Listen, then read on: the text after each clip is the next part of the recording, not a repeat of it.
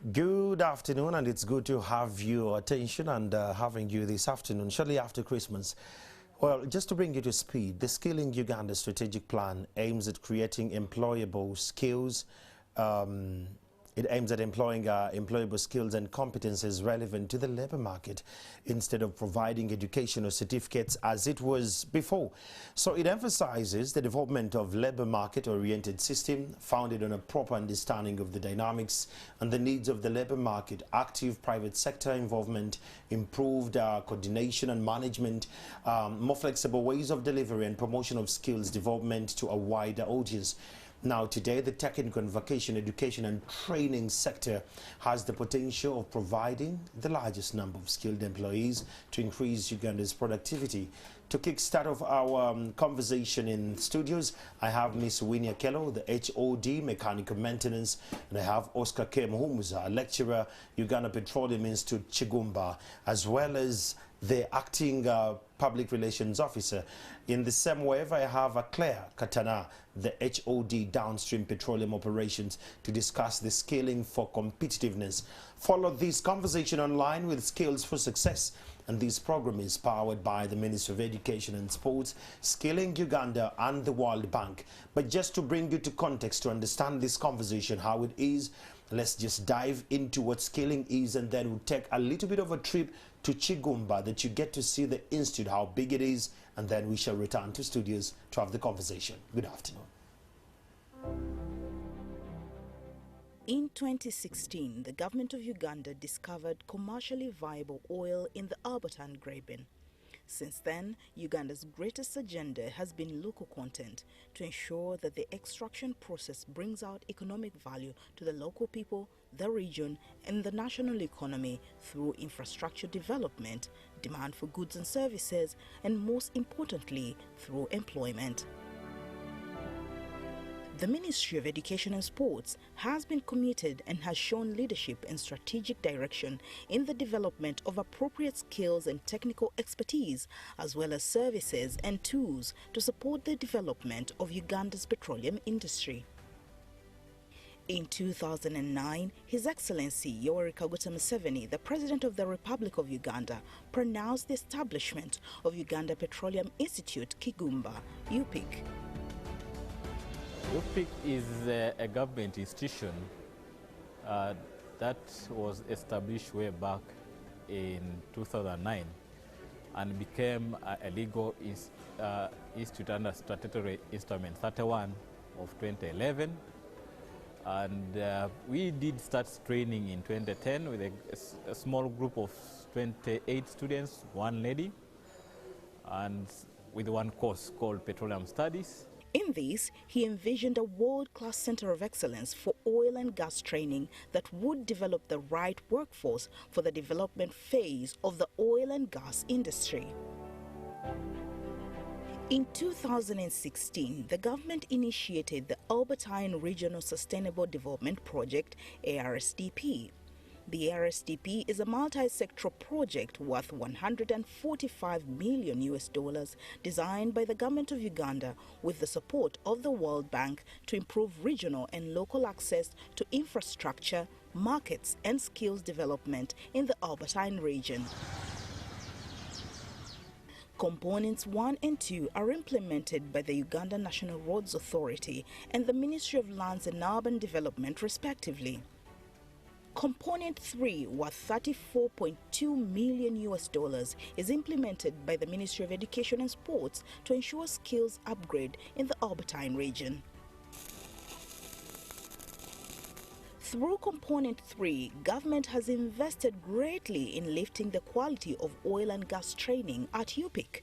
To kickstart this process, in 2019, government partnered with IFP Training, an expert oil and gas training institution from France, to support the upgrade of the oil and gas curricula and training infrastructure at UPIC to international standards. UPIC programs were generic and a mixture of petroleum skills as well as maintenance-related skills. Through the ARSDP, market surveys were conducted and 5 internationally adopted competency-based oil and gas occupational standards and curricula for technicians were developed. The new courses that were developed and put on offer include upstream petroleum studies, downstream petroleum studies, electrical maintenance, instrumentation maintenance, and mechanical maintenance courses. UPIC also lacked the appropriate workshop facilities for oil and gas training. We had little infrastructure. Our students were basically studying in a neighborhood. Uganda Cooperative College, some before that they were studying in Chema, and they used to do practicals in Kampala, Nakawa Vocational College now. But since then we changed the model that we needed to have students doing all training within our campus. Following a detailed appraisal and recommendation by IFP France, government structured 5 new curricular-based world-class workshops, namely a petroleum studies workshop, electrical maintenance workshop, instrumentation maintenance workshop, mechanical maintenance workshop, as well as welding, metal fabrication and materials testing lab. Government also equipped the workshops with state-of-the-art industry standard equipment to support training. Government of Uganda designed this project as a production house. Now, some of these equipments you can see around here, they are not anywhere in Uganda. And so that means universities will be sending students here. Students from abroad will be coming here to train, either in long courses or in short courses. To support the increasing student population, government has also constructed a boys and girls hostel, each accommodating up to 150 students, an instructor's house, and an ICT complex. A 3-storied multi-purpose hall was constructed alongside a state-of-the-art gate complex and tarmacking of a 1.2-kilometer road network with the support of the ARSDP. Government also realized that accreditation was a key prerequisite for acceptability and recognition of the skills that UPIC offered. With the ARSDP support, UPIC pursued and gained the prestigious City and Guilds accreditation, as well as the much revered and globally recognized accreditation by the Offshore Petroleum Industry Training Organization, OPITO. Through this investment, UPIC became the first institution in Africa to receive this accreditation. Uganda has also been positioned on the world map as one of the top trainers in oil and gas skills, at the same level as France as well as Trinidad and Tobago. The training is very good, the instructors are good, environment is very good, and you get the skill. I've been able to get hands-on training in terms of using hand tools and machine tools, and in the hand tools I've been able to use the drilling machine. I've been able to use simple tools like taps and dies. I've been able to use simple hammers, but all this training is carried out with an emphasis on health and safety. You get the experience to interact with the different machines that we are going to meet outside in the field. It's a very good thing because we have all the machines necessary that we are going to find in the field where we're going to work. The trainees who successfully completed training at UPIC will be globally acceptable and employable in any energy sector.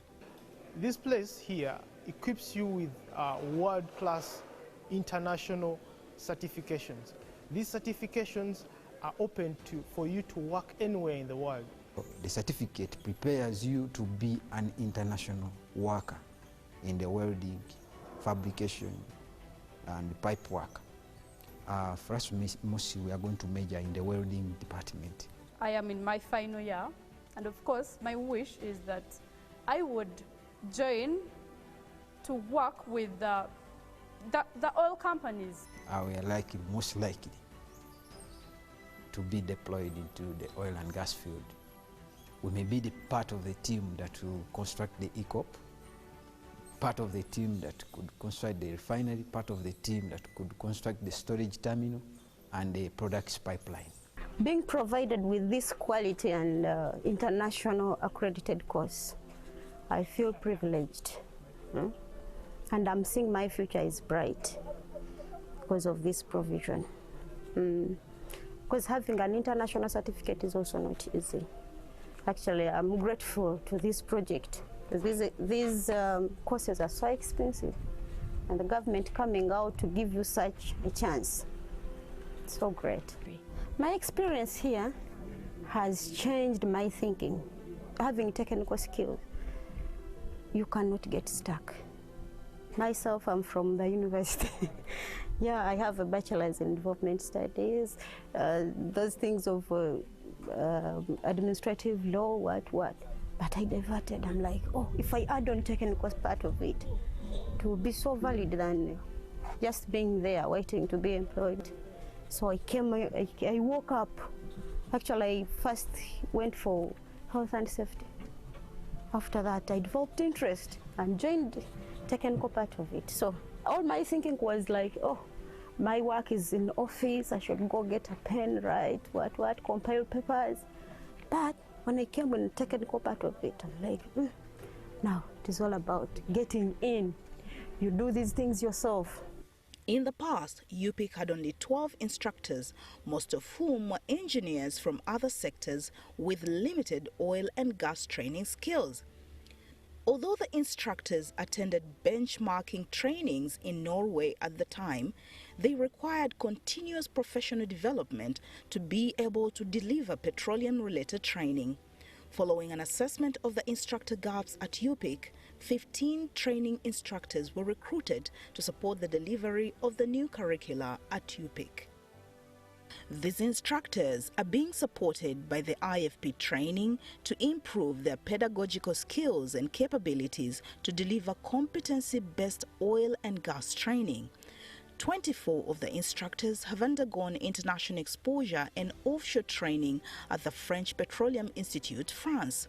I did 3G coded welding, and I did advanced diploma in teaching, training, and assessing learning by St. Giles of London.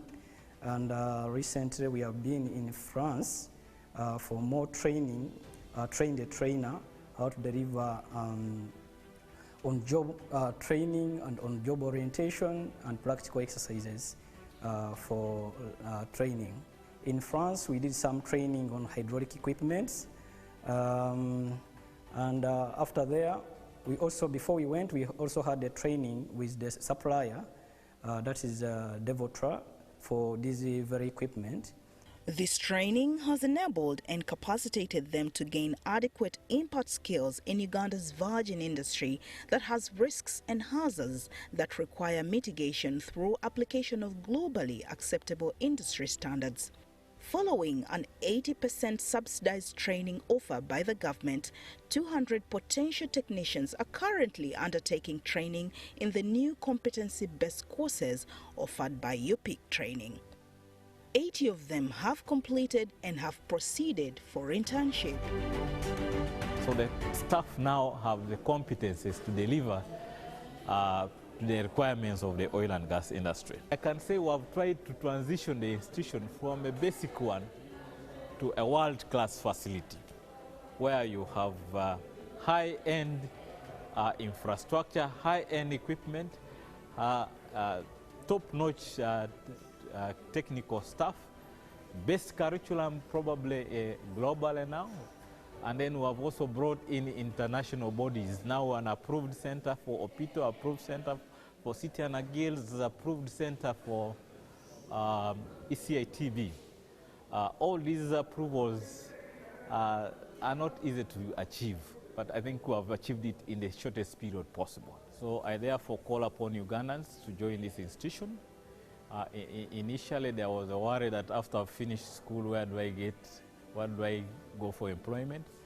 Now the employment sector and the employment in the sector has opened up. We have seen the industry beginning to recruit massively, and therefore there are immediate benefits after finishing the course. Ifokia, who got his first diploma from Uganda Technical College, Elgon, can quickly find a job. Okezia, who did a short baking course at Wakalasa Agricultural College, can start her own business. And Kato, who got certification in mechanics, can earn a steady income. Then so can you. Your situation can change for the better. Olina potential. Enroll in any certified TVET institution and get the right skills to start a new career today. For more information, visit our offices at the Ministry of Education and Sports or our website at www.education.go.ug. You can also call us on 0417-893-600 or 0414-257-038 or 0417-893-701. Well, now that you know what Chigumba Petroleum Institute is like and what they've achieved, this is mind-blowing. Kudos to the government of Uganda and the other development partners like the World Bank and the Skilling Uganda program for making this happen. Good afternoon, Winnie. Good afternoon. Good to see you. Happy New Year. That's what they're saying now. Happy New Year too. Good to see you. This is Winnie Akello. Good afternoon, Clara. Good afternoon to you. Good to see you. Good to see you too. Mr. Mhumuza, finally we meet in person. Finally. Good to see you too. Good to meet you. So I want to start with you, Oscar. With this conversation, we've seen how Chigumba, the journey has been long. And all this has happened in silence. None of us, even in the media, knew what you guys were going through. Just give us the little bit of an overview of UPIK in conjunction with TVET. How does those two plug? Okay. Thank you, Andrew, and good afternoon to our viewers. It's great to be here as we wrap up 2022. I'm called Oscar Mhumuza Kamkuku. I'm a lecturer at Uganda Petroleum Institute, Chigumba, and also acting PRO, or what we call in the TVET World Institute Relations Officers. Communications. Yes. So we had a great trigger to the show. It covers almost everything that we are going to discuss. And so, but before we dive into Uganda Petroleum Institute, it's always great to put things into perspective and start with the vision of Uganda. That's Vision 2040. Correct. Because whatever we are doing is aligned to transforming our economy from peasant sort of economy to middle income country. And we also have the strategy that you have mentioned, the Skilling Uganda strategy, which is also aligned to Vision 2040, the national development programs, everything is aligned to Vision 2040. And so Uganda Petroleum Institute was started initially as a presidential directive because His Excellency, the President, envisaged that we had a new industry and the most players are foreign. If you look around, the IOCs, international oil and gas companies are international, and they have been in operation for years. So wherever they've been working, they have a workforce that they could easily ship in. And we have been emphasizing local content, but we couldn't just put it in law when there is no enabling preparation to be able to take advantage of this new booming industry, so to speak. And if you visit the Uganda Investment Authority website, you will learn that the government is also planning to put up about 26 industrial parks and several science and research hubs. And there is government is set to spend slightly over 2 trillion into this, and some are already operational. Namamve, Zira, Soroti, and so they are already there, and they estimate that they will create slightly over 2 million jobs, technical jobs. So who is going to run these parks? We need to get in that. So that's why there are reforms in the TVET, or Technical Vocational Education and Training. There are reforms that are visible. There's an upgrade of various centers. UPIC is just one of them. And each center is specializing in a given area. Could be roadworks, could be manufacturing. So Uganda Petroleum Institute is a center of excellence for oil and gas training. And so we started as a presidential directive. It was a good vision because within, as the principal was explaining on the recorded video, we started our first enrollment was sometime back in about 2010 with about 29 with one lady.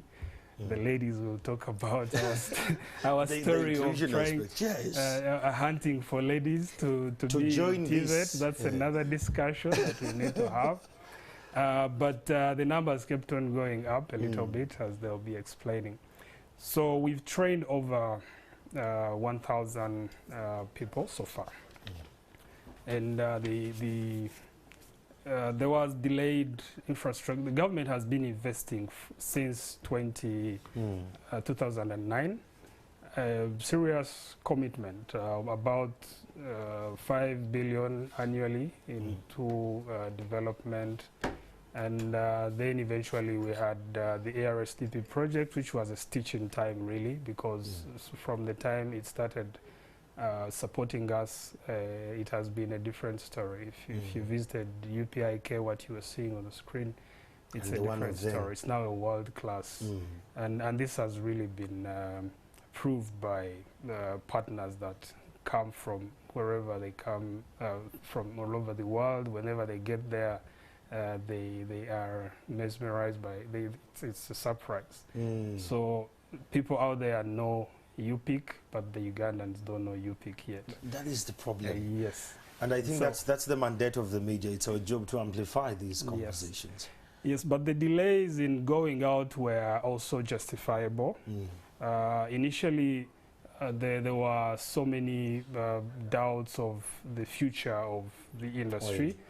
The final investment decision had become a story. But, and indeed, every time we advertised, the response was slow.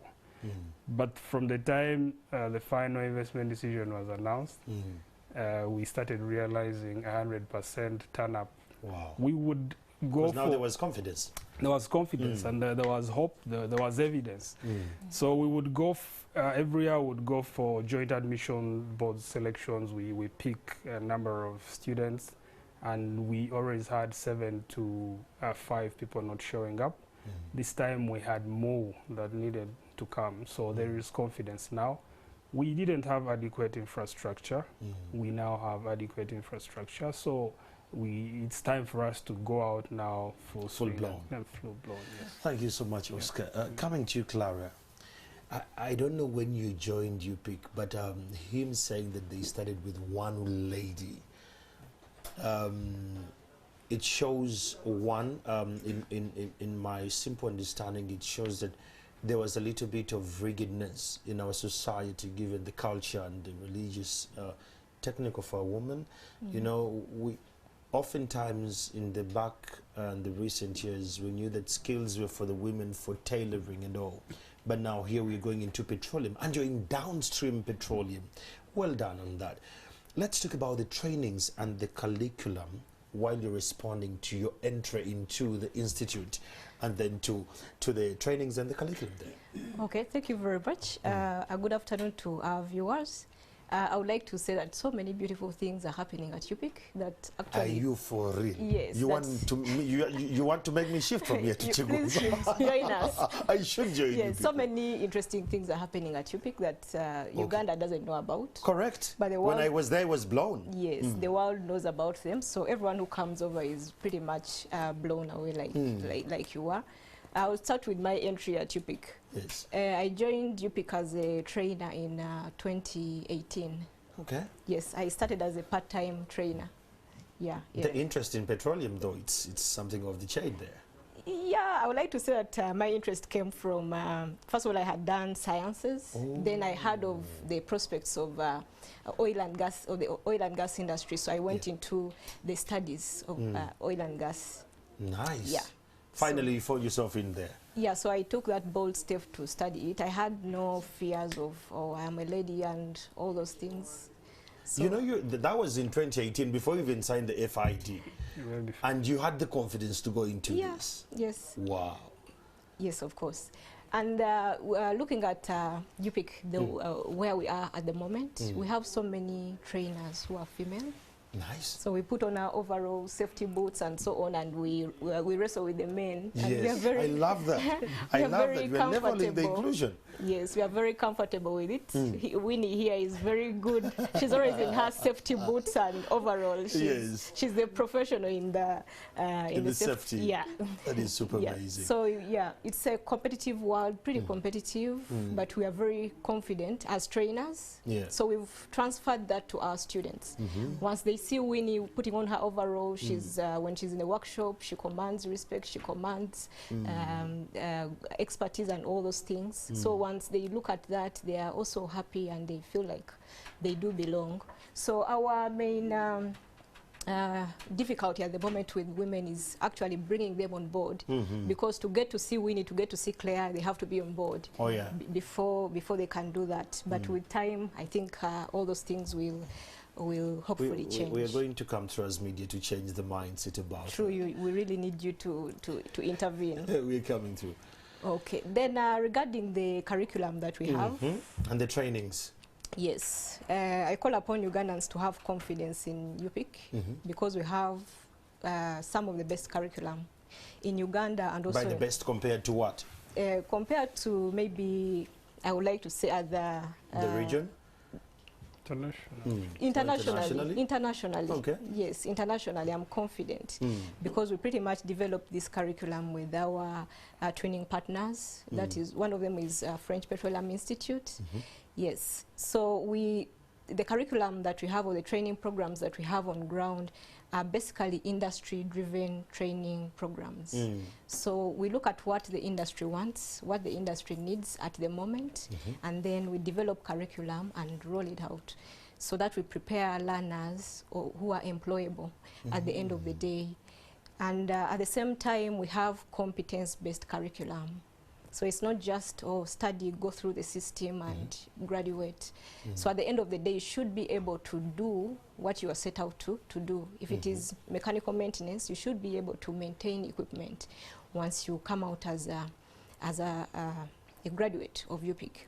Okay. Yes. So some of the courses that we have at UPIC, we have 2 national diplomas accredited by our own national council for higher education. That is a diploma in upstream petroleum operations and a diploma in downstream petroleum operations. Explain these two for lay Ugandan to understand. What is downstream? What is upstream? Yes, because I could understand it, but the typical Muntuawansi could possibly not understand it. So for Muntuawansi like me, yes, downstream basically means the processes or whatever takes place when oil is above the ground. Okay. Then upstream means whatever processes take place when oil is still in the ground. Okay, the drilling and all that. Yes, so a learner of upstream will study things like drilling, geology, exploration, they're looking for oil and all those things, up to when it comes to the surface. And then the downstream takes over, where they will study the processing, the transportation, storage, refining of the oil to get the usable products that we have on the market, and so on. By the way, if you're just watching this program, just so you know, the lady talking, she's the head of department downstream, that is the downstream petroleum. So if you're just joining us for this conversation, Clara actually comes from that department. She speaks with a lot of confidence and expertise on that. When we look at that, the courses you've talked about, are they affordable, Clara? Because a parent would be watching and it's like, I would like my son to actually go for that. Are they affordable? Okay, so I've actually not finished to introduce all the courses. Please. I was interested in those 2 words, downstream and upstream. Apologies there. Okay, now that we've understood what upstream and downstream is, because those are the basics that we have at UPIC. We also, in the pipeline, we have a diploma in HSC coming up very soon. Health, what do you mean by HSC? Health, safety and environment, Okay. which is... Because someone would think it's senior 6, you know how I show. Oh, okay, yeah. Which is pretty much needed in any work environment. Correct. So we are rolling that out. Like I mentioned, our courses are based on the industry need. You need safety officers, we are going to churn out safety officers, not only for the oil and gas industry, but for all industries. NTV needs them. We need one. Yes. We need one. Definitely. So apart from the 2 diplomas, we also have international vocational qualifications. These are international certifications. So at the end of the course, the learner will get an international certificate from these courses. We do have one in petroleum operations. We have one in mechanical, electrical, and instrumentation maintenance. So those are 1-year courses. 1 year? You study for just 1 year and you have all that? Yes. Fellow Ugandans, if you're just there and you think the petroleum industry is here for another person, I think you have it wrong. We need to, just imagine if you dedicated just 1 full year and you go to Chigumba and you study this and you're certified and you have all this, because where the world is going, I mean, much as they're talking about renewable energy and all that kind of mambo jumbo, we just found our oil. These courses are going to be very valid here. So that is a 1-year course. And is that all we have as courses? So should I go into the fees now? No, not yet. Okay. Not yet. Andrew, just to compliment Claire. Yes. It's 1 year, but it's modular. It's in levels. Oh. So you could actually start with the foundation, and then level 1, level 2. So and every level you complete, you have a skill set that you could use. And in then, the market. In the market, and then you could come back later and continue with another level. Yeah. So it could be 2 to 12 months. Wow. Depending on your availability and resources. Exactly. Wow. I'm very intrigued about this. Carry on, Claire. Yes. So we also have the same IVQ in health, safety and environment, still also 1 year. And then we have shorter certificates, 2 weeks, 1 month. In HSC, we have one in scaffolding. So in the introductory clip, we saw learners pulling something down. That is the rigging, learning how to handle loads and lift and move loads. So those are also shorter certificates. At the end of the day, you get an international qualification. So what these international qualifications or certifications mean is that once you have it, it's your passport. You can work anywhere in the world. You'll go to, I don't know, which entity. You will go to Qatar and they will say, this is my certificate for mechanical maintenance, and they will know that this person can actually do the job, which is the most important thing. You can actually do the job at the end of the day. So those are some of the courses we have. We also have welding. You saw still in the clip, you saw some learners welding. We do have welding courses over there. So moving on to the affordability of the courses. That is where I want to actually come. just hang it there. Before I come to the affordability, let me come to Winnie here. All right. Winnie, it's an honor to have you here. It's very humbling at the same time that you're always in overalls, and I can imagine what your students actually feeling seeing you here explaining all this. She talked about fit for purpose kind of trainings for the market and the dynamics at play. I want to look at the job orientation with all these certifications that you actually have at UPIC. Do you prepare the students to be oriented strongly when it gets to the job market? Or you just certify them and you give them these certifications and they go out into the market and they figure it out? Okay, thank you, Andrew. Now, the way our training is carried out, one, it is competency-based. Okay. That means that everything you'll be learning about, you're going to actually do it personally. You will have an hands-on experience. So this hands-on experience gives you the confidence to go and do the same thing outside there. So if you talk about, for example, in mechanical maintenance, repairing a pump, you're going to open it up. So at UPIC, we have the infrastructure, we have equipment, which can help you to be trained on what you're going to find in the field. And the beauty of it is that several industries need the same skills. So the skills that we are training people for to prepare them for the oil and gas can also be transferable. Okay. Yes. So with the state-of-the-art equipments that we have, the student has a real industrial experience, a hands-on attachment to what he will actually be able to do. Now, some of you might have learned things like a vernier caliper in senior 2, right? And you might be wondering. I've never used a penandrum up to where I am today, but you saw it in physics. Yes. So now, some of the curriculums that we have, for example, the international vocational qualifications.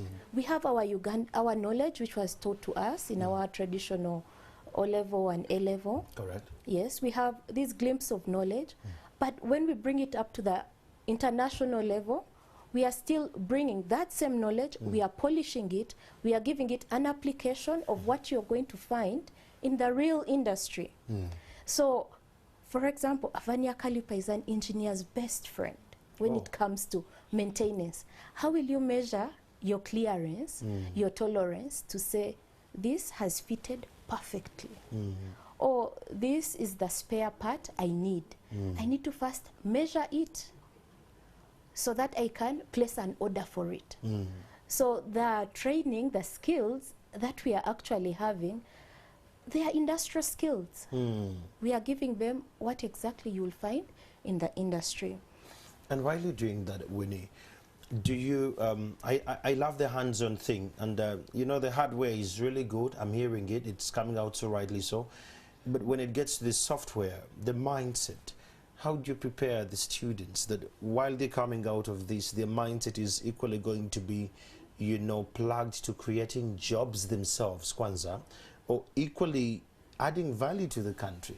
Because most of us who want to get the skills and we run out of the country. Yet the vision Oscar was alluding to stays equip, empower, and let them stay and build the country. Yes. So as you've mentioned, mindset change is very important, very important. So as one of the students in the video mentioned, her first instinct in class was to take notes. No. So when you come for training at UPIC, the first thing is to orient you.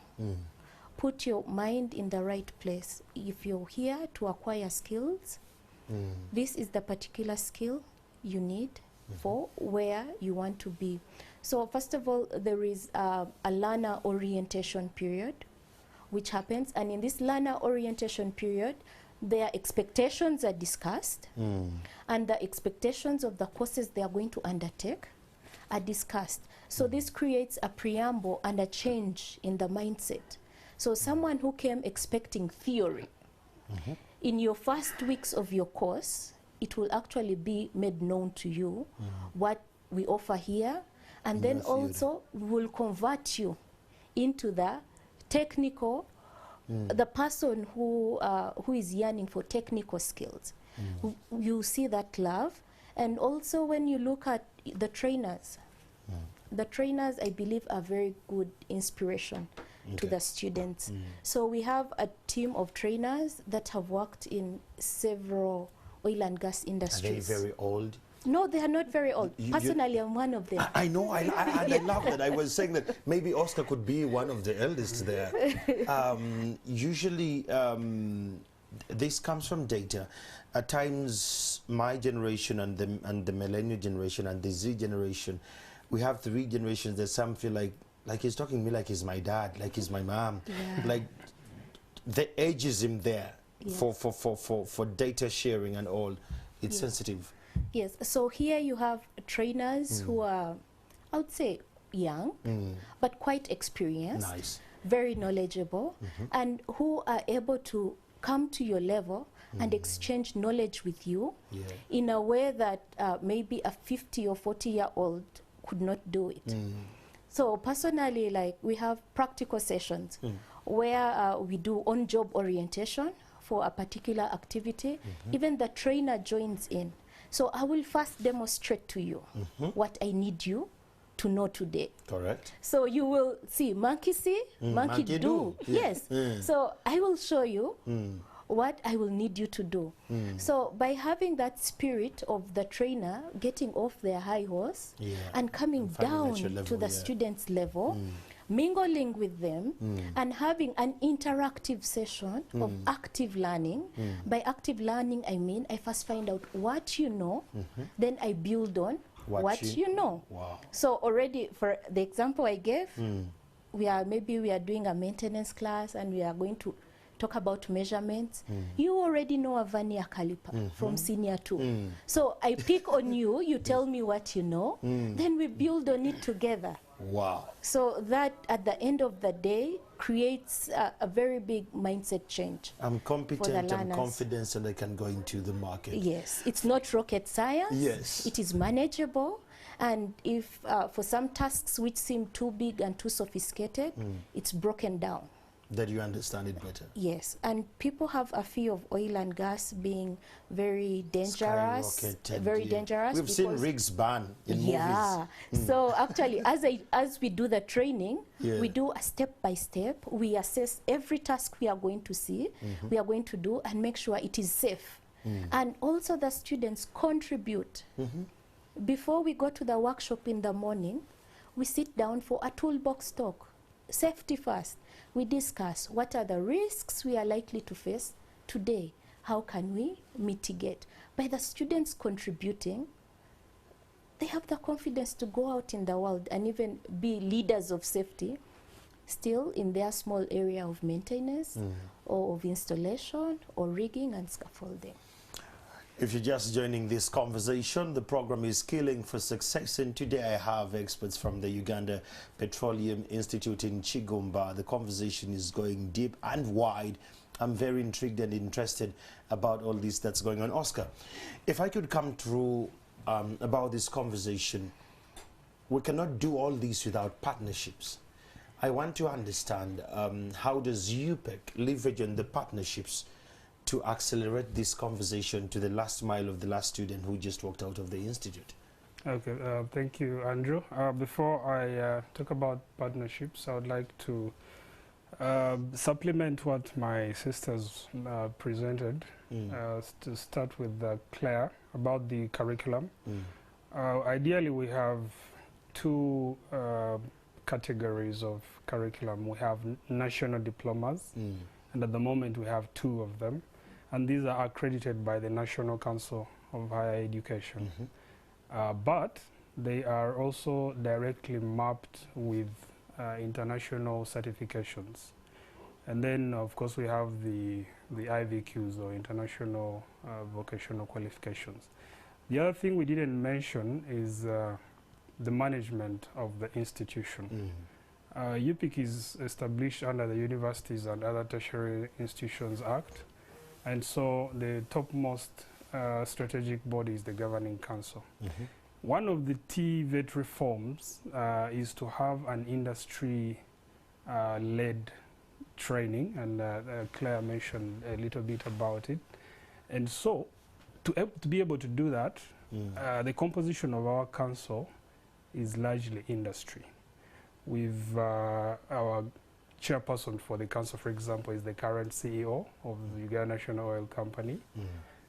We have a representative for all the joint venture partners, Total, Sinok, UNOC. We have key industry players. In that, whatever decision that we take, the industry is actually taking the decision. Hey, Gilbert Kamuntu is already there. Hey, this is getting big. CEO, that's Proscoviana Banja, Madam Proscoviana Banja. So she is there.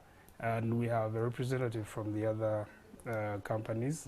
And so whatever decision we take, be it curriculum or infrastructure development, it will address their needs. The industry needs. The reason is that we do not want to train in isolation. And at the end of the day, the industry says the curriculum you used is not addressing our problems. As a matter of fact, all the curriculum we have, be it for diploma or IVQs, has been reviewed by the companies, by the Petroleum Authority, And as we speak, Claire mentioned that we are developing a diploma in HSE, Health, Safety and Environment. And as we speak, it has been submitted to the Petroleum Authority. We will give it to the other partners and then send it to National Council for Education for final approval. All those layers. So that's the process. So that whatever we are doing addresses the need of the industry. Regarding partnerships, we've had, so far, it has been a challenge, and I think it's also one of the challenges that TVET reforms seek to address, and that's why we have sector skills councils, so that every sector has got standards, and those standards have to be addressed by the curriculum that the different centers are implementing. And so we've partnered with both, of course, government. We are a government institution. I think I mentioned that. But also, we have worked with almost all, I think all the key players, the three joint venture partners, Total, Sinok, UNOC. We've worked with them. We've worked with Schlumberger, which is a key service company. So we have MOUs with all these companies. Whatever we do, we have mutual collaboration, because at the end of the day, we are training for them. And I want to go a little bit beyond the borders. Do we have partnerships on the regional scale, East Africa-wise? Because we're in our block. Sure. So we have, we mentioned we're a designated center of excellence. Correct. Not only in Uganda, we actually a designated center of excellence for oil and gas training in East Africa by the Northern Corridor states. And so some institutes were identified. We have Morendat in Kenya, we have UPIC in Uganda, focusing on different areas in the oil and gas value chain.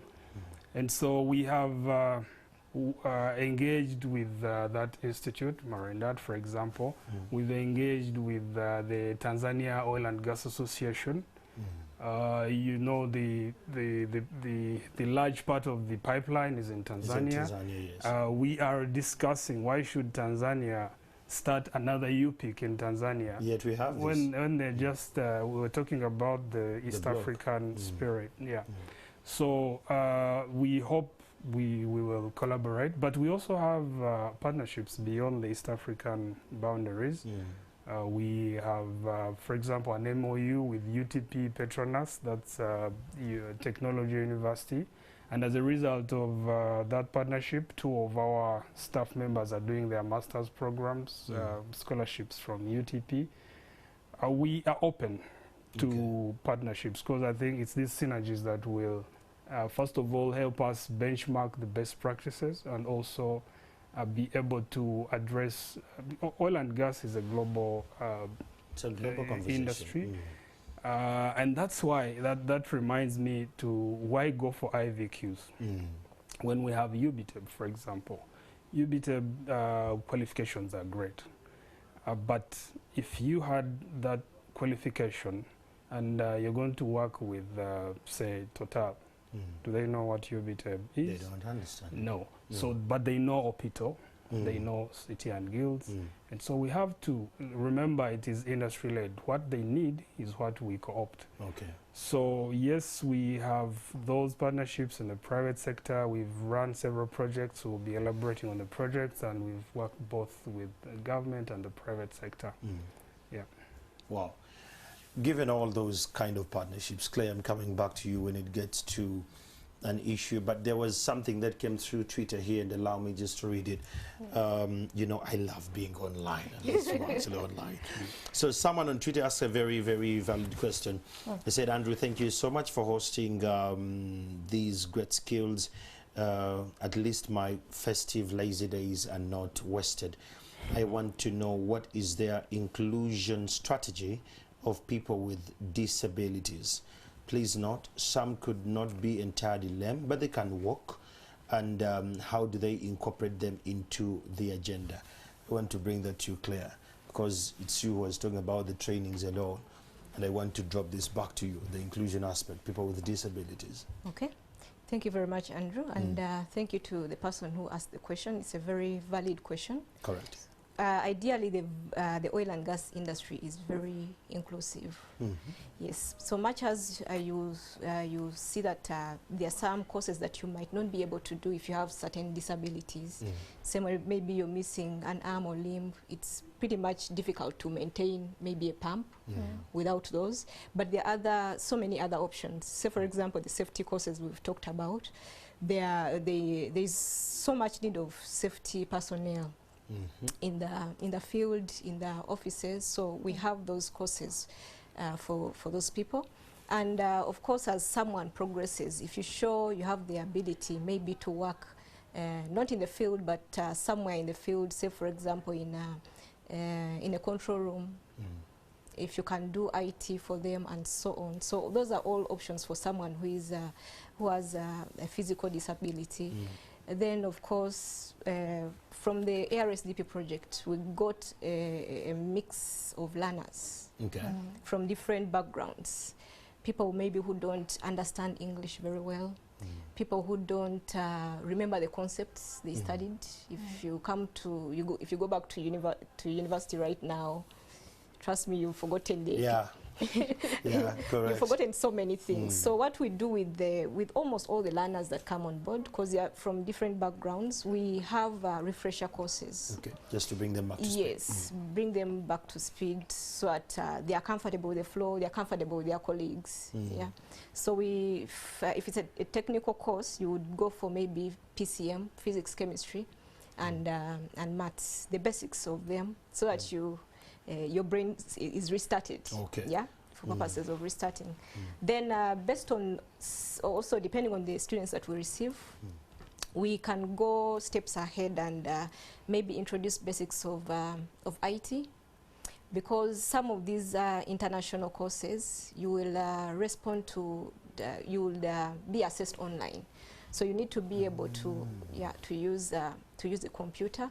Then we can also do refresher courses in English and communication skills based on the learners that we receive. So we've done that previously, and we hope to continue to do it.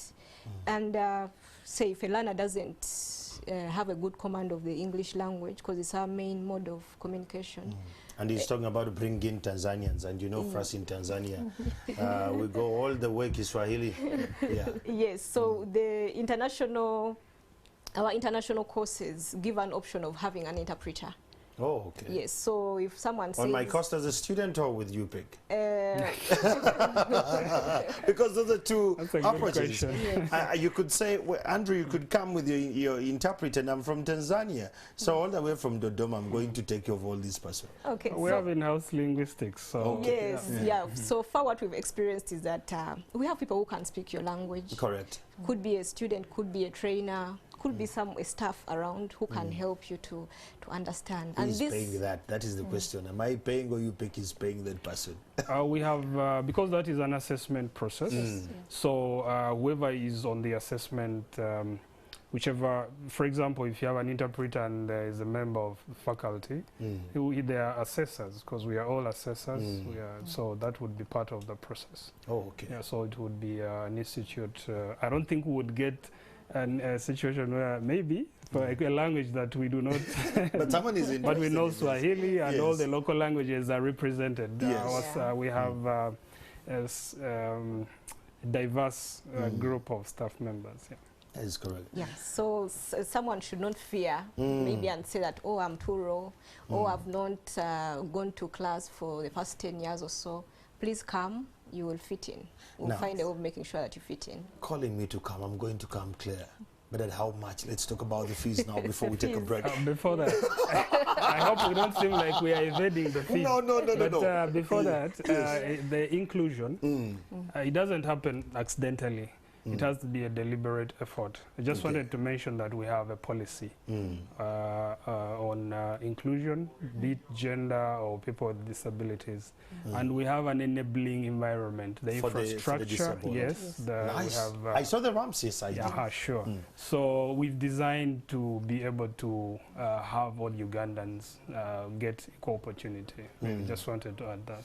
Okay, we're just going to hold this because it's about the money, and we need to understand if it's affordable for every Ugandan to actually go there. Just so you know that the government took a discount of 8%. So that means the government meets some cost, and then you meet the other cost. The conversation is about skilling for success.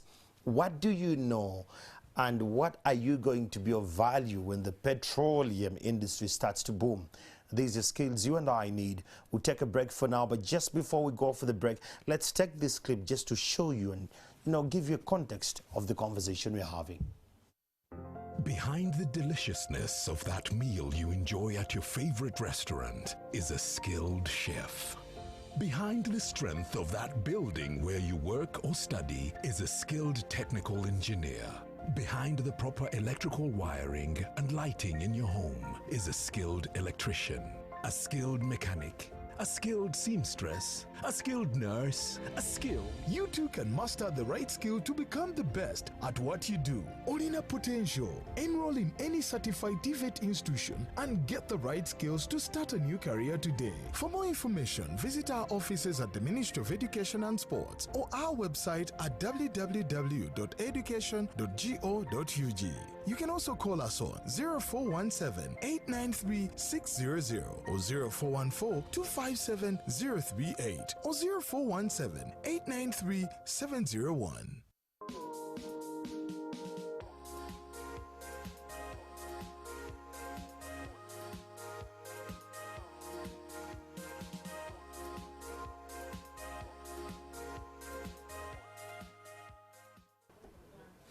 Skills for Development, or rather Skills for Success, a program powered by the Ministry of Education and Sports, Skilling Uganda, not forgetting, powered by the World Bank. In studios with me, I have Winnie, who happens to come from the Petroleum Institute of Chigumba, and with me, of course, I have Claire, who happens to be the head of department that is downstream petroleum, that is from the Uganda Petroleum Institute in Chigumba, and I have Oscar Muhumuza, who happens to be the acting public relations officer as well as a lecturer at the same institute.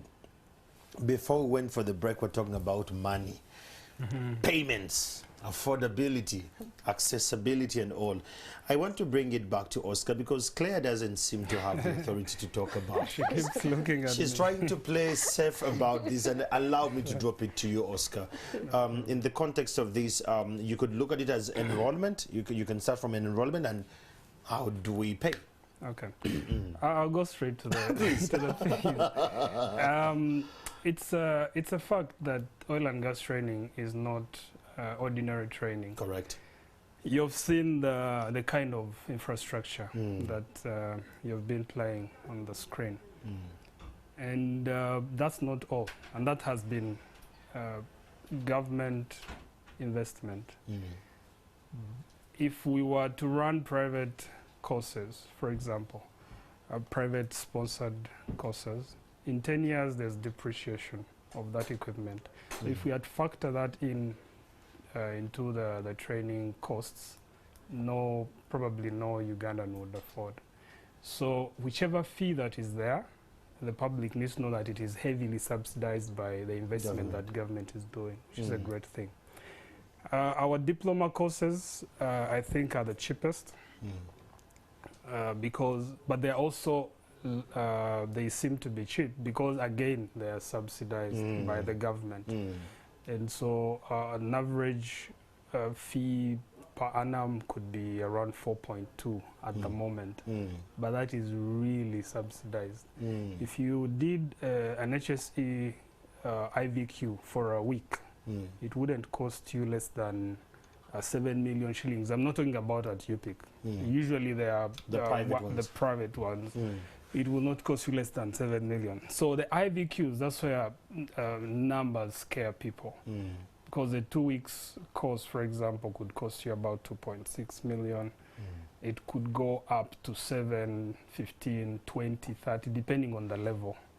The reason these costs are really high is it's the nature of training. It's hands-on, so there is a lot of consumables that you will need. The materials that it's not wasting, it's because you're getting a skill at the end of the day. But what the learners train with is so costly. And of course, utilities, we have, for example, state-of-the-art workshops, about 5 of them. And to run the generator for 1 day, we need about 100 liters of diesel. So if you're going to spend our time in the workshop and have real skills, the cost is high. But all hope is not, I'm not scaring people not to even attempt to apply. We have had interventions. We've had, for example, the lady that you played earlier, Margaret. She was one of the 690 beneficiaries under the government bursary scheme for the Albertine region. 100% scholarship. By government of By Uganda. government of Uganda. Wow. And then after that, we wanted to run a pilot. And we advertised in the media. When we displayed the fees, we think the response was low for about 3 reasons. One, at that time, there was no FID. We also, the fees were relatively above the usual technical institutions, but also the placements thereafter, and probably lack of information. Correct. So when we advertised, the turn-up was really frustrating. But government again stepped in and offered 80% subsidy for 200 learners. 80%? 80%. Wow. So if you had to pay about 7 million, you would only pay 20% of that. So the response actually validated our assumption that the cost had a role to play. People, because we got all the 200. All of them showed up? All of them, we had responses. So, but we have also now taken the route of engaging companies to come on board and be able to support trainees. So how does a company support a trainee? For example, NTV, I want to enroll for safety. Yes. And how does my company support me? I hope your manager is watching. They are watching. They are watching. They need to hear this. Andrew would like to do HSE. Yes. But you can afford. Yes. But I want my company to sponsor me for this. How do we go about it? So we have, I told you we have MOUs with all the key players. And this is one of the benefits of the collaborations. We have had trainees sponsored 100%.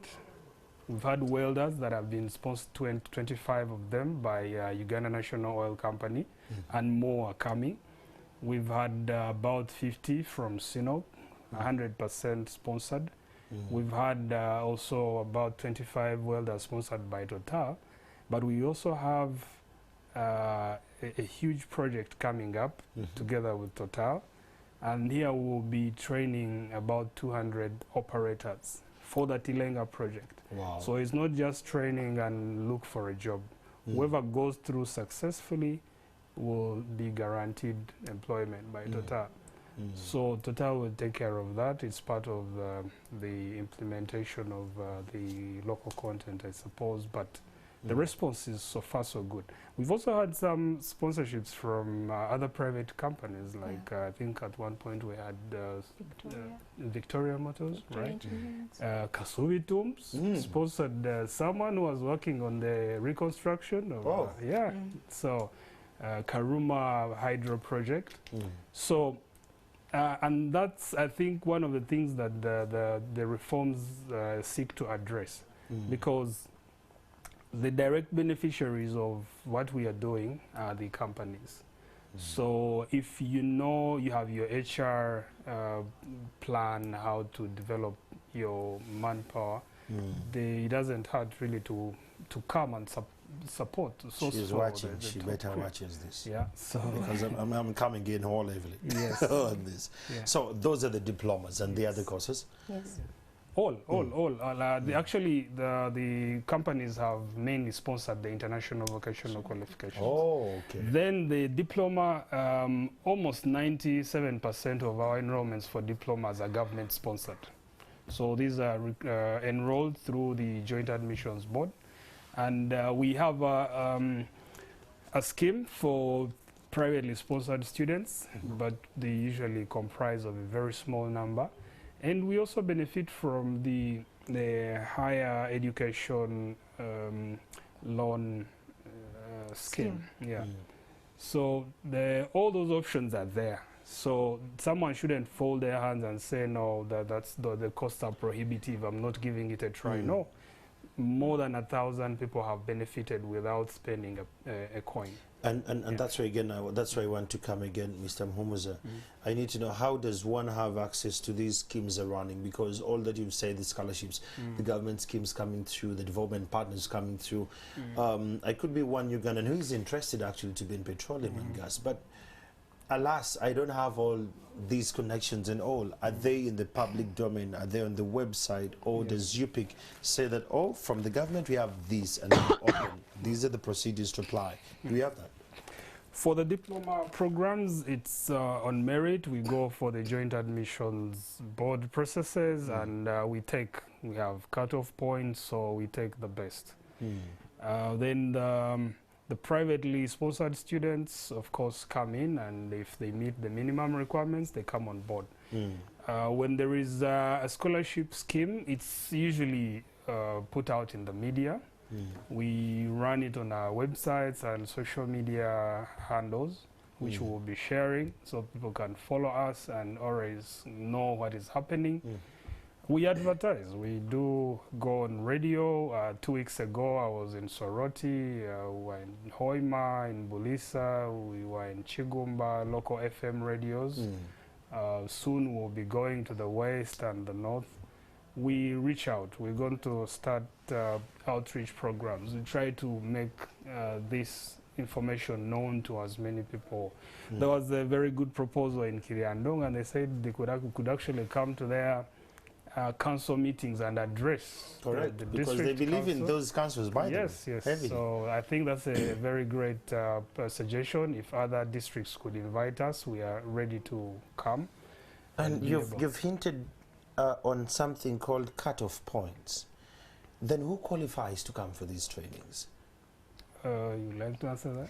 Yeah, maybe. Let me come to it here. Because the choice of what you'll bear with me, the journalist in me keeps on popping. When you say that the cut-off points, and then we send these results to another board to, justify who is going for that. Then who qualifies to enroll? I could be just a Ugandan who stopped in P7, but I have my skill of welding. I just need to fine-tune it and get certified. How do I go about that?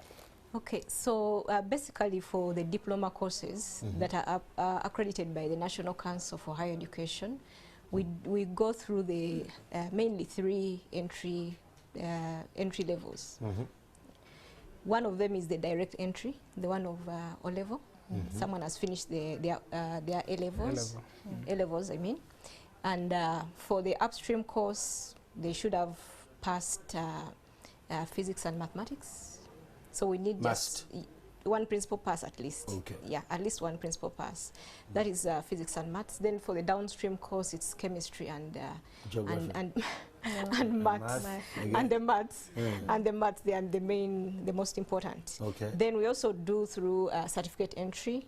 So if someone has maybe stopped at senior 4, went through the certificate route, so once they have a credit, they passed with the credit, they are also eligible to apply. Then the third one is the mature age certificate entry. People like me. Yes, who do the engineering exams. Yes. And once they pass maybe with 50%, then they're also eligible to come. So that's mainly for the diploma courses. But when you look at the international courses, The A-level really is not, it doesn't matter. So all that I've mentioned applies. You can enter through A-level certificate, mature age, but we also recognize prior experience, what you talked about.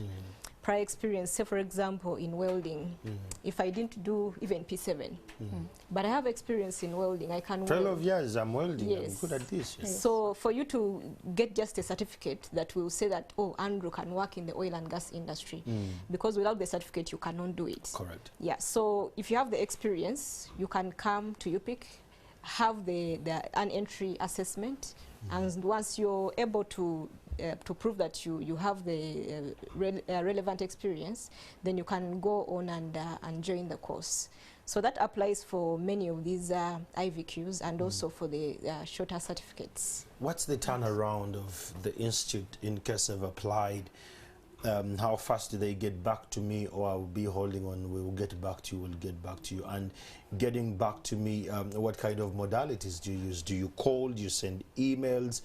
Because our country is not covered all, you know, in the data, in the digital world, but the turnaround time. Okay, so as of now, when it comes to diploma courses, we have the usual intakes, the August intake. By usual, you mean? August. Yeah, like the university university intake. So we just have one intake for that. So if you apply, you have to wait for that intake. So you get a response, but you have to wait for that intake in order to start your studies at UPIC. So for the other IVQs... Wait a minute, Claire. I'll get the response, the turnaround time of that response. In how long are you going to get back to me? Is it in a month's time? Is it in 2 months' time? Is it in a week's time that I qualify? I'm now going to go for classes and all. Okay, so it depends on the type because your intake is quite technical. It's not like the hours, like I have these passing points, I'm just going to apply and go through. So learners can apply online. So you get, yes, we have that option. So you get a response immediately. Okay, online. Your application has been received and we are to review it because, say for example for the diplomas, they review them in a certain period. So you have to wait for that period for your application and that's to the period I need. To be reviewed. That's the period I need. Oscar, do you have that period? Yes. The turnaround time that I'm now going to be reviewed, they're reviewing my paper, I'm enrolling for a diploma or an international certification, and I've applied online. The turnaround time of the review of my documents, it's what I'm trying to get from Claire here. The adverts usually go with a roadmap to enrollment. When the shortlisting would be done and when they would be contacted, and it must be a minimum of 2 weeks prior to the opening. Nice. That's what I wanted. Yeah, so it depends on when you apply. Like if you apply right now and the review date is maybe 2 months or whatever ahead, you get the information that this is going to be the review period, and you wait until that review period, and once it's done, then you get the communication. But when it comes to the IVQs, like Oscar mentioned, we usually have sponsoring entities. So once they want to bring their learners on board, it's almost chap immediately. If you want your learners to be trained, we are open for the training. So for the IVQs, we don't have a specific period of entry. So anytime, even now, we can start. Before I let you go, do you have payment plans, or I have to pay at once? Don't look at Oscar. No, actually we do have payment plans. Okay. So of course at entry you must have paid the basics, application fees and so on, and at least a certain percentage of the fees to keep us running as we wait for the balance. The balance. Well, thank you so much, Claire. At least she answered that without Oscar. Let me come back to you, Winnie, here. Let's talk about the gender inclusion. It's the first time that I'm talking technical and I have one man. At times they are all men, but now you have the 2 women here, which it's a good gesture and a good indication that you... There are more, actually. There are more HODs who are women. Yes. That's nice. 5 out of 7 to be specific. Oh, that's impressive. And I love that agenda. Yes. But taking the gender inclusion in this, what is UPIC's strategic approach for gender inclusion to make sure that women are actually at the same layer as the men, regardless of the social dynamics? Yes, so I think there are two approaches to that question. Please. So I think the first approach is in admissions. So in admissions, on all adverts, women or girls are encouraged to apply. So even during the selection process, they are considered. Okay. By considered, you mean? Yes, at least if they meet the criteria, would wish to take on more women. So that is already out there. Okay. Yes, you will not be segregated. You will not lose your place because you are a woman. Actually, you get it. Okay. So also already government has that 1 point which is added onto them. So still during the joint admissions board, more women are considered if they meet the criteria plus the 1 point which government gives. Then the second approach is in class. So during the training, there is no training done at UPIC that a woman cannot do. Okay, and that is out there from day one. All our training, it is possible to do it as a female, as a male. So there is no training which is specific for the girl child and for the boy child. All our trainings cut across. All it takes, do you have the love to do that? Then we will definitely show it to you. Okay? If it is within your curriculum that you must attain a certain competence, you must have a certain skill, you will surely attain it. So I know things like mechanics, welding, some women might fear. For example, in welding, we had a couple of girls who were afraid of the fire. Their nails. The nails, the fire. But we have personal protective equipment, PPE, which will make sure if there is a barrier of safety, you are mitigated. So if your overall will protect you, so you don't have to worry about your clothes, your hair. In welding, you'll have a welding shield, you'll have a mask, you have a helmet, so your hair is all intact, it's in there, you'll be okay. When it comes to mechanics, you'll have gloves, so really there's nothing. Make it seem to be like it's a walk in no the park. barrier. Yes, there is no barrier. And then personally from engineering, I have learned a lot goes to teamwork. Oh, correct. Yes, a lot goes to teamwork. So even when I don't have the physical strength to lift, there is team lifting. Okay, 2 is better than 1. If I cannot carry the motor, we can be 2 and we still lift the same motor. Okay. We also have devices in engineering which help to reduce some of those gender barriers. If I don't have the same physical strength as you, I can still achieve the same output. For example, if I cannot tighten a bolt, the same strength as you, there are ranges. I can set a torque automatically on a torque wrench, and I still have the same force that you would have done. So when it comes to class, in practical sessions, all these tools are at your disposal. You'll be taught how to use them. Where you have a barrier, we can overcome it with still the same technology which is brought. It's laid out and it's accessible to all learners. So I don't see the gender inclusion. Yes, it's really there. All our equipments are not gender specific. They are all unisex. You can use the same machines as a man. You can use, yes, the same machines, the same equipment. We have PPE, even some PPE can be a little bit of gender specific, like the way your overall fits is not the same way mine Of course, mine yours should has to be fit. a little big because you Yes, have your I have hips and everything. So all that, we take care of all that. We will make sure that you are safe and you can deliver at the same, you don't have any gender barrier. Okay. Yes. Friends, if you're joining this conversation just online on Twitter, on Facebook and YouTube, just drop us your questions and they're going to be responding to them here. In studio, I have experts. I have Oscar Muhumuza, who happens to be a lecturer at the UPTech, and as well as an acting head of communication there. We have Claire here, who fears figures, but he's very technical with trainings and curriculum. And I have Winnie many here who is extremely into the practicals. There is Winfred Ninyamusinguzi on Twitter. Akajirangu, we need to know if those that got sponsored for those courses came from all regions. This government has a tendency of always choosing to recruit from one region and think it's okay. So Winfred needs a confidence on that. Then Ezra Mokaira on Twitter, he says, Oscar talked about thousands got these scholarships. How can I get this sponsorship if they're there?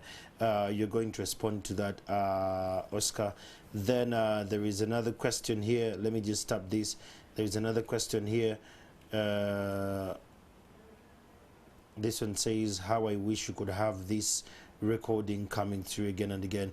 Okay, let's respond to those questions for now. Please keep your questions coming in and don't make them political, because we are all, regardless of the color shades you come from, you're all Ugandans. We're here to build the country. So ask your questions and we're going to be in position to respond to them in real time. Kindly respond to those two Kwanzaa, then I'll pick the others. Okay. First of all, before I forget, regarding gender inclusion, we also have set policies for specific projects. For example, the Albertine project, the requirement was that a minimum of 40% should be female. But just to address challenges of having female learners on board, is that the catchment area where to pick them from is also limited. So every time we go for joint admissions, there is always a scramble for the few ladies that are available. So I think we need to do some work right from probably early childhood learning and then primary and secondary. So about regional balance, it's okay, Andrew, for people to be political as long as they just do some due diligence and get facts. And usually after the shows we have online engagements, and there is a wide sense of intolerance and preconceived minds with our youth, and this is really dangerous. And I urge all young people to hypothetically believe us if they cannot believe us. Hypothetically believe us and then go find out. Okay. Because if someone came to UPIC, I can guarantee they will come back here and do a better communication role, perhaps with conviction. So the Albertine region, first of all, comprises of about, I think, 16 districts, right from Ontoroko through to Nwoya. And the recruitments were not done by UPIC. They were done at the districts, and they were supervised by KPMG. So they went to that level of having a reputable firm that would guarantee that the people that are applying, they went ahead to even call LC chairpersons to confirm. And it was actually a hectic process because the validation process was thorough. Okay. But some districts, for example, towards the close of about 3 weeks ago, we had an engagement with local leaders around Kiriandongo, Masindi. It reached an extent where a district could not even produce the number of trainees that they were requested to bring on board, and so other districts had to fill in those places. Wow. So it is transparent. If you can, you probably heard about the Tilenga MOOC. Correct. Which we were running together with Total. It was an online process. You had to basically follow a 9 weeks course, and if you scored, it was so competitive that the pass mark was about 95 or 97. But even then, the people that went through were in hundreds, and yet we needed only 200 people. And then they were subjected to physical interviews here at the Serena, very transparent. If you talk to any person that participated in that process, they will tell you. So it's not about there is some transparency, and you only need you were in Soroti the other day, surely. I was in Soroti talking to people.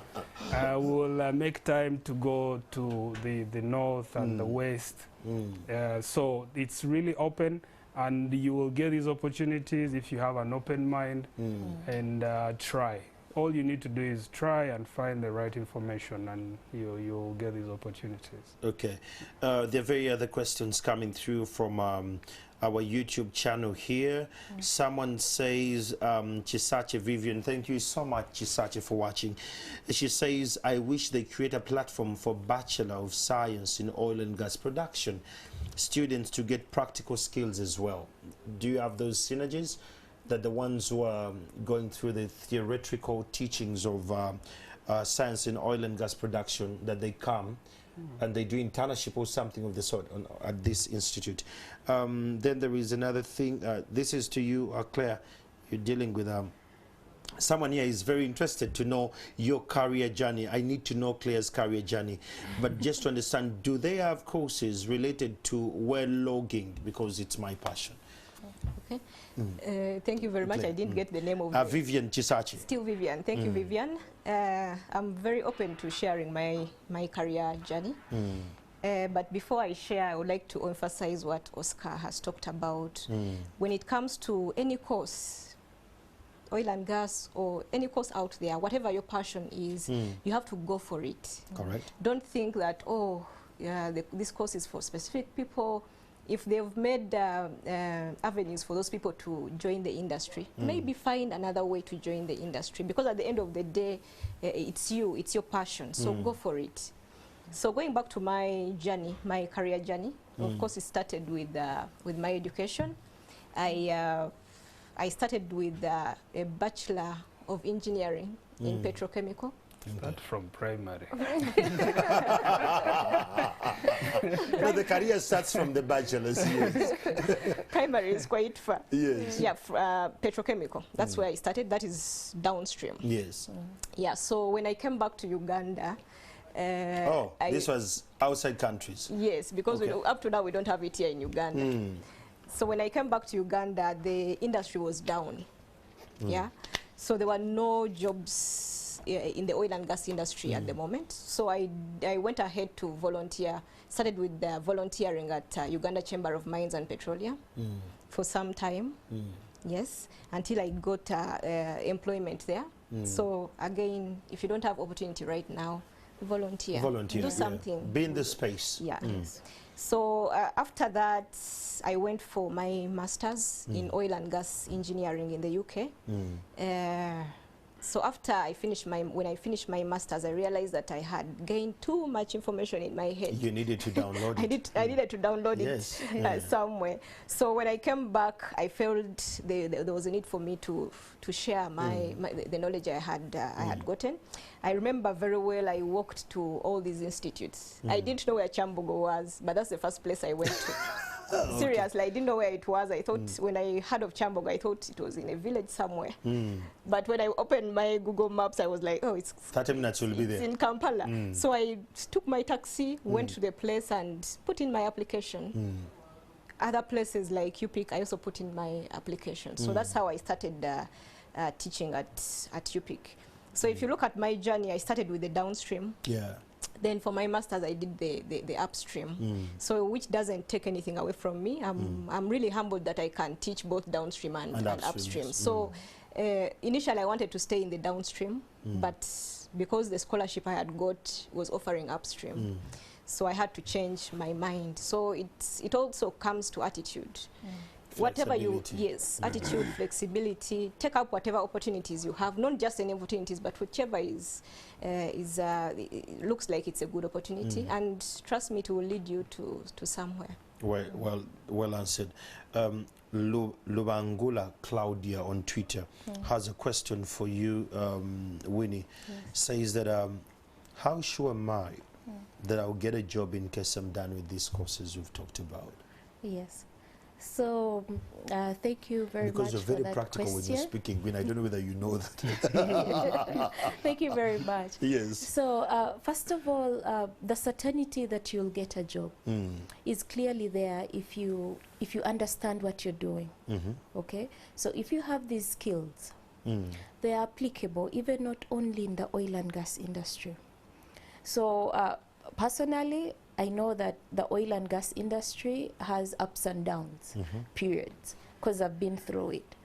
But that doesn't stop you from applying what you've learned from the oil and gas industry and take it to the normal industry. So I came from a background of mechanical engineering. I worked for a petroleum organization. It had to be petroleum. Yes. Yes. Then it closed. Yes. I came back home. Oh. So when I came back home, I had to apply for a normal job because the engineering still cuts across. So the skills, if you have an international vocational qualification in maintenance, in electrical, in instrumentation, also other industries still have it. And the mere fact that you have done something which is competency based, it is hands-on. You have the confidence, you know your art, you know your skill. No one can take that away from you. Even when you don't find a job, you can create for yourself that job. If I know how to weld and maybe the pipeline doesn't take me, I can still weld, have my own small business, run my own small business. The welding machines of 600,000, 800,000 on my father's veranda. I can start and continue doing my welding. The same maintenance can be applied across. So it is not only that I will work on a rig for mechanical maintenance. There are automotives out there which still use the same diesel engine which is on the rig. There is the same pump, which a mud pump. When I go to National Water, I will find a pump. When I go to Kakira Sugar Works, there are pumps, there are motors. So all these skills are transferable to other sections. Thank you. Yes. This question goes to you, Oscar, as you're finalizing the conversation. By the way, thank you so much, those sending questions. If you're following us on Twitter, the hashtag is Skills for Success. If you drop your question there, they're going to respond to it. On YouTube, just drop us your question on that link and we're going to pick it. Now, I'm picking this from YouTube. This is Frederick. Frederick says, I want to know, at UPIC, a person with the DIT, can he upgrade at UPIC? Can they upgrade? They can. I think Claire mentioned the different entry points, levels. I mean, schemes, direct, certificate. So if you have a craft certificate, you can enroll for diplomas and follow through that path. Yeah. Okay. Another question here comes in from Nicholas. Nicholas says, thanks for the presentation. I'm Nicholas Nabongo of UPIC from Katana Department Downstream. I'm requesting for more offer training for the previous students live from Buhunga, Sinok, Uganda. I think this you actually have it. And another person here on YouTube, by the way, these are real-time comments. Carl Griffin's official says, I want to thank my lecturers, Mr. Oscar, Madame Claire, and Madame Akello, for the great job done. And they're doing to us. The system is transparent. So if you're one Ugandan who is, wondering and questioning the system, is it transparent to who gets through this? They say, Griffin here says the system is transparent. He went through it. This one says, this is a John Rukamia says, thanks for the program. This presentation is remarkable and very educative. Back to Twitter, where everyone seems to be running to. I'll just pick a couple of questions there and feedback. Someone says, thank you so much, Chamagedo. Joshua Nwamanya is saying, what are the equivalent qualification, especially the IVQ, with our UBTEB here? Mr. Mhumuza Oscar. This question has come to you. Yes, that's okay. And I think this is a discussion that is ongoing. We, first of all, I keep referring to the TVET reforms because this is it's the direction we should be aware of as a country and what is being done. And we are working, there is a national qualifications framework, and so there is standardization that is ongoing. And of course, the conversation of equating these qualifications to our national qualifications framework is ongoing. But remember that your employer, the international companies, are satisfied with those qualifications. Yeah. And so I think at some point the National Council will be able to do the equivalent the local qualifications to those international qualifications. Okay. Yeah. Just like any other, whether it's a bachelor's degree or it's now the role of National Council of Higher Education to be able to. Regan Dimes Messi on Twitter. That is his names. He says, I'm a graduate of UPIK and I can say recruitment is done nationally. Happy to see my former lecturers educating the nation. It's very humbling.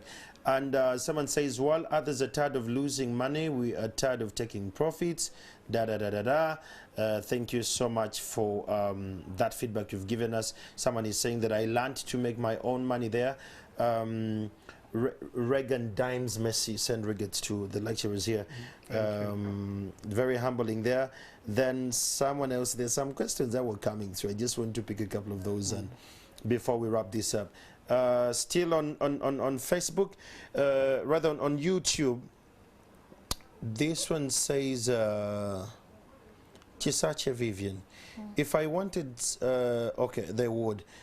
Someone said, this is Waka Gerard. He says, you talked about the Tilenga mock. Is there any hope that they are bringing back that training soon, Mr. Mumuzi?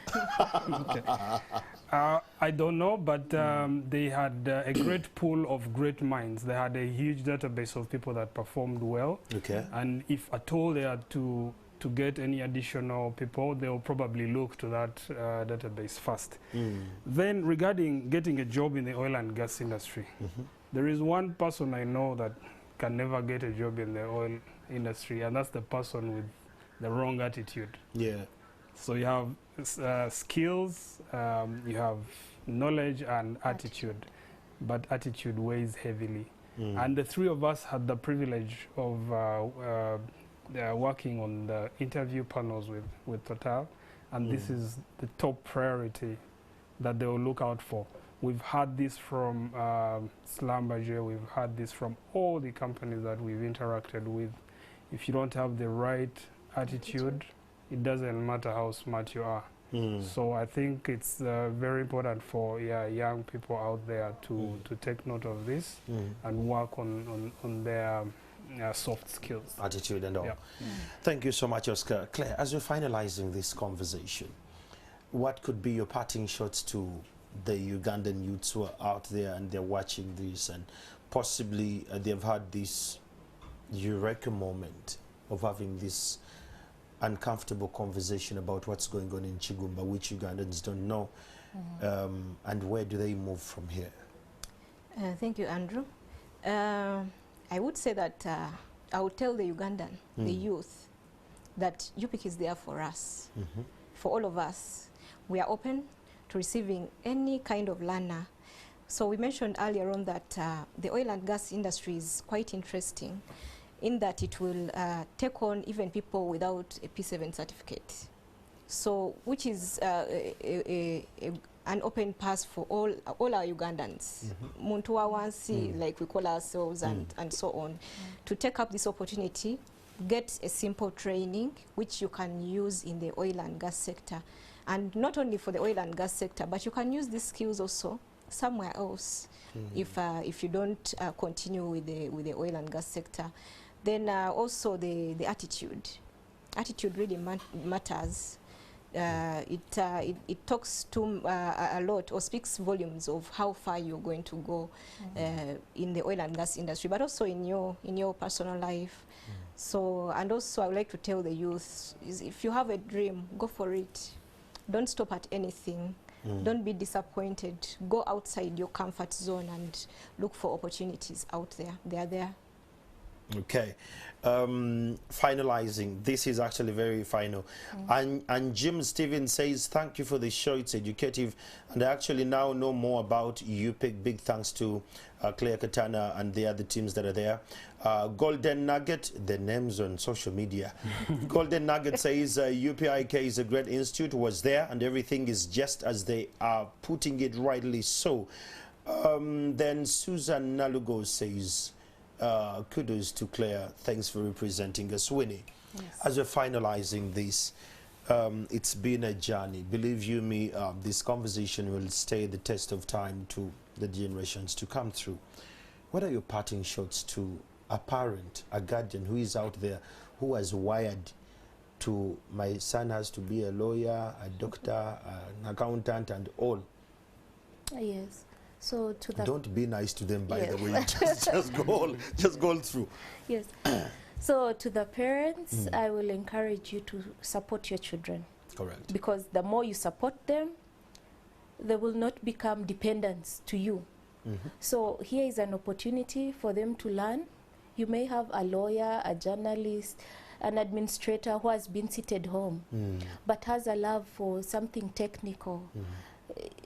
Has some skills that you can see. When the radio at home gets spoiled, that's the person you take it to. So build that person up, support that child. Here is an opportunity that even someone who comes from a different domain, maybe of arts, can switch and go to the sciences. He can start afresh. We have courses that bring you up from foundation level. So from foundation level, they'll get to know the basics. They will catch up on the science that they missed, then they build from there. And the more we support our children, the less these children will become a burden to you in the future. So it's better you do it now. Get that money, that hard-earned money, sponsor your child. And in future, you will be taking that problem away from yourself. You know, we are now in a generation where our parents were sons of peasants who became engineers. Correct. But now their children are now seated at home, you know, because they created soft life. It's time to wake up. If it means dropping that child at UPIC for a course, and they don't come back after the course, make that choice. Because when they come to UPIC, we'll give them the skills to now start to fight on their own. And that will be a less problem for you. Wow. So let us make that decision to support our children and also create avenues in which they can assist you. Some of you parents wake up and toil from 6 to 6 and your teenagers are seated at home watching DSTV. Telenovelas. Take them with you to know where the money comes from so that they can make their little money and you can top up on that little money to bring them to UPIC and they get a skill which forever they'll be grateful. I love your radio. That is Winnie Akelo from UPIC. As we're finalizing this, Oscar, my friend Muhumuza, I'm going to end with this question that is coming in from Frequency Uganda on Twitter. He goes, can I take on any of those courses online? Also, does UPIC have postgraduate courses? Take it from there and then you give us your parting shot. Okay. Thank you. Online courses, I think so far we have only one, and that is the Foundation for Health, Safety and Environment.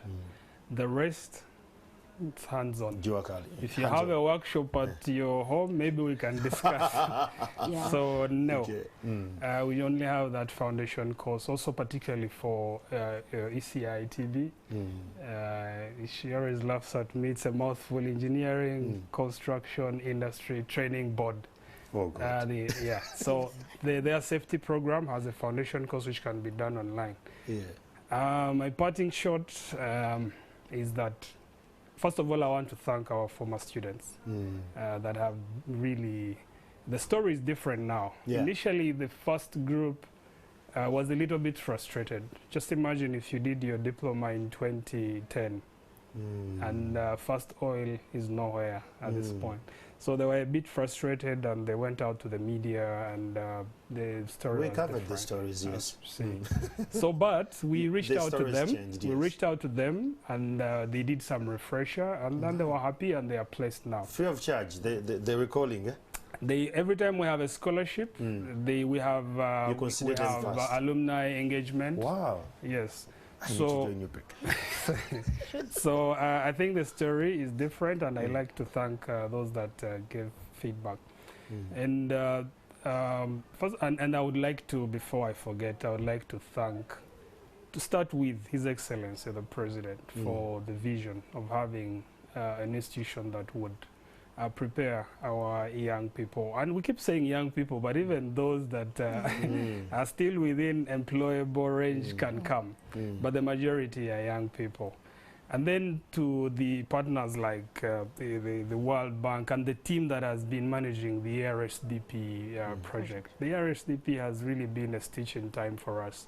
We were worried that we wouldn't be ready, because to be able to be employed in the oil and gas industry, I think you should have completed training about 9 months before First Oil, if I recall correctly. So we're not going to make it if we hadn't got the RSDP and have our workshops, our capital-intensive investment in the equipment, and also training of trainers. The ladies mentioned their career. But ever since we joined UPIC, we've had the government has invested a lot in training us. We all have international certifications that we did not come with at UPIC. I'm talking with global people. Yes, and we've had offshore training. Early this year, we had training offshore. We went to Total facilities in France. Then the trainers followed us up here to develop on-job orientation. We have equipment, but can we prepare exercises that we can use to train other people? So the IFP partners came on the ground, and we worked together to develop these training programs. Nice. And then later they came back in November to certify us. So basically we can now deliver IFP courses in their absence, and they are confident that we have the competence. So I thought I should pass on behalf of management, of course, and staff of UPIC, this sincere thanks to our partners, and of course those that have sponsored students that would otherwise couldn't have made it. And so finally, to be a center of excellence, we must have quality infrastructure. We must have quality trainers and curriculum. We've had adequate support to make progress in all these three aspects. We have enough accommodation. I think they saw those are not five-star hotels. Those are facilities, training facilities. Dormitories. Yes. Okay. Those beautiful structures. We can now accommodate Ugandans. We have enough workshops. We have enough classrooms. We have a conducive environment for you to come and get skills.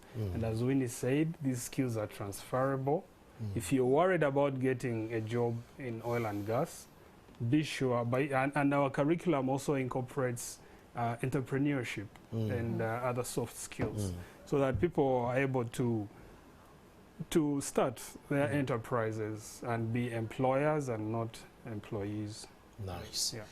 Well, if you've watched this program for the last 2 hours and you've not picked a leaf, I think the onus then is on you. But according to the Vision 2040 and how it's actually moving, plus the skilling strategy of this country, I think Uganda Petroleum Institute in Kigumba has done its part.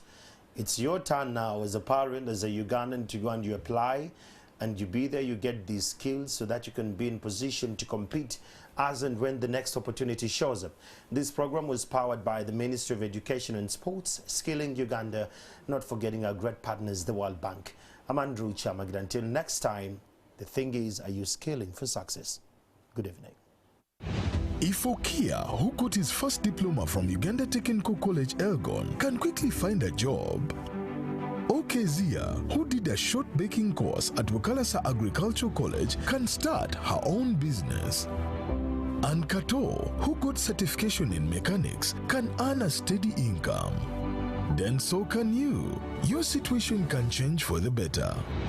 Olina potential. Enroll in any certified TVET institution and get the right skills to start a new career today. For more information, visit our offices at the Ministry of Education and Sports or our website at www.education.go.ug. You can also call us on 0417 893 600 or 0414 257 038 or 0417 893 701.